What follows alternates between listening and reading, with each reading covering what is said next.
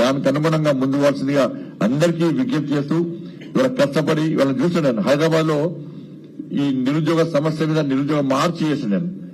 వేలాది మంది యువతని ఉద్యోగాలను ఖాళీలు భర్తించాలి, ఉద్యోగాలు ఇవ్వాలని చెప్పి నేను నిరుద్యోగ మార్చి చూసినాను. సెంట్రల్ లైబ్రరీ వెళ్ళాను. సెంట్రల్ లైబ్రరీ పోతే ఎంత ఆశ్చర్యకరం అంటే ఒక్కొక్క యువకుని దగ్గర పక్కన ఒక బనానా, ఒక వాటర్ బాటిల్, బయట ఒక యువకుడు అడ్డిబండ కొట్టుబెట్టుకోడాని ఏందన్నా అని చెప్పి వీళ్ళు అడిగిన, సార్ మా నాన్న కూలి పని చేస్తాడు, నెలకు 300 రూపాయలు 500 రూపాయలు ఇస్తాడు సార్, అవి ఇవ్వడమే కష్టం. కాబట్టి మార్నింగ్ లేచి బనానా, మధ్యాహ్నం బనానా, 5 గంటలకు లంచ్ చేస్తాం సార్. లంచ్ డిన్నర్ మొత్తం ఒకటే సార్, ఎందుకంటే బ్రేక్ఫాస్ట్ లంచ్ డిన్నర్ చేయడానికి డబ్బులు లేవని చెప్పండి. ఎదురుగా అరటి పనులు కొట్టుబెట్టాలంటే యువకుల దగ్గర పోయినా ఎందుకు షాప్ పెట్టామంటే, సార్ ఇదే లైబ్రరీలో నేను చదివి గడ్డాలు మీసాలు వేసుకొని ఉద్యోగం రాలేదు సార్, ఆ కష్టమైందో తెలుసు. నేను బంపర్ ఆఫర్ పెట్టాను సార్, ఒక్క అరటి పండు కొంటే ఒక అరటి పండు ఫ్రీ. అంత స్థాయికి ఇవాళ నిరుద్యోగ యువత వచ్చింది. వాళ్ళ రాష్ట్ర ప్రభుత్వాలు ఉద్యోగాలు కల్పించే స్థితులు లేవు, కానీ రాష్ట్ర ప్రభుత్వాలు ఉద్యోగాలు కల్పిస్తామని చెప్పి కేంద్ర ప్రభుత్వం ఖాళీ కూర్చోలేదు. వాళ్ళ ఉద్యోగాల కోసం రాష్ట్రాలలో ఉద్యమాలు వస్తున్నాయి, యుద్ధాలు వస్తున్నాయి. వాళ్ళ రాష్ట్ర ప్రభుత్వం ఉద్యోగాలు కల్పిస్తలేదు కాబట్టి, ఆ క్రియేటివిటీ రాష్ట్ర ప్రభుత్వాల లోపల లేదు కాబట్టి కనీసం కేంద్ర ప్రభుత్వం ఉద్యోగాలు ఇవ్వాలని చెప్పి ఒక సంకల్పం తీసుకొని మనం పనిచేస్తున్నారు. ఇవాళ కేంద్ర ప్రభుత్వ ఉద్యోగులు చాలా హ్యాపీగా ఉన్నారు. ఇవాళ డిఎల్ విషయంలో కానీ అన్ని రకాల సౌకర్యం కల్పిస్తున్నాం మనం.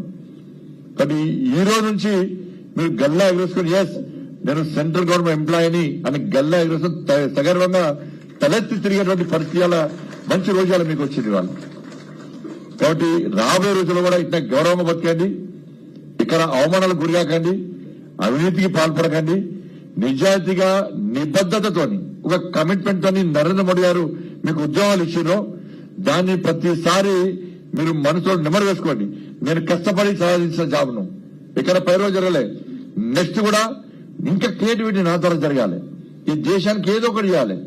ఈ దేశం నాకు జాబ్ ఇచ్చింది, ఉద్యోగం ఇప్పించింది, ఉద్యోగం ఇచ్చినప్పుడు ఈ దేశానికి ఏదో ఒకటి చేయాలని చెప్పి ఒక ఆలోచన. ప్రతిసారి దేశం నాకేం చేసింది, దానికి దేశంలో ఉభయ దేశం ఫస్ట్ ఆలోచించాలి. ఈ దేశంలో పవిత్ర భారతదేశంలో భారతీయుడు పుట్టడమే మన అదృష్టం. సనాతన ధర్మం, మన కల్చర్, మన సంస్కృతి సంప్రదించి ప్రపంచ దేశాలు ఆదర్శంగా తీసుకుంటుంది. ఇవాళ ప్రపంచంలో ప్రతి భారతీయుడు గల్లా ఎగరేసుకొని నేను ఇండియన్ అని చెప్పుకునే స్థాయికి వచ్చిందంటే మనం గుర్తుంచుకోవాల్సిన అవసరం. ఈ దేశం పట్ల ప్రపంచంలో ఏ విధంగా మర్యాద వస్తుంది, ఏ విధంగా గొప్పతనయాల ప్రపంచం గుర్తించింది ఒకసారి అర్థం చేసుకోవాల్సిన అవసరం ఉంది. కానీ ఇటువంటి పరిస్థితిలో ఉద్యోగాలు సాధించిన మీరందరూ కూడా ఇంకా 10 మందికి ఉద్యోగాలు ఇచ్చే స్థాయికి రావాలి. మీరు ఇంకా క్రియేటివిటీ అనేది జరగాలి.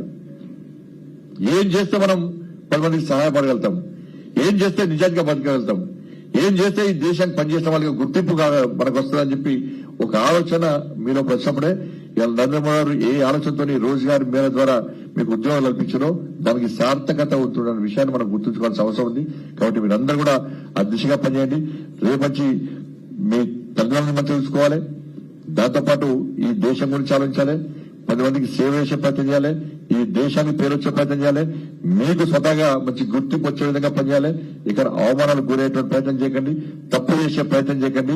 సగర్వంగా తలెత్తుకొని తిరిగేటువంటి ఆలోచన మీకు వచ్చినప్పుడే ఎస్ నా కొడుకు ఉద్యోగం వచ్చింది, ఇవాళ సమాజంలో గుర్తింపు వచ్చింది, సమాజానికి సేవ చేస్తుడు, నిజాయితీవంతుడిగా నీతివంతుడిగా నా కొడుకు నా అమ్మాయికి పేరు వస్తుందని చెప్పి మీ తల్లిదండ్రులు సగర్వంగా తలెత్తుకున్నటువంటి ప్రయత్నం చేయాల్సిందిగా మీ అందరికీ విజ్ఞప్తి చేస్తూ మరొక్కసారి కష్టపడి ఉద్యోగాలు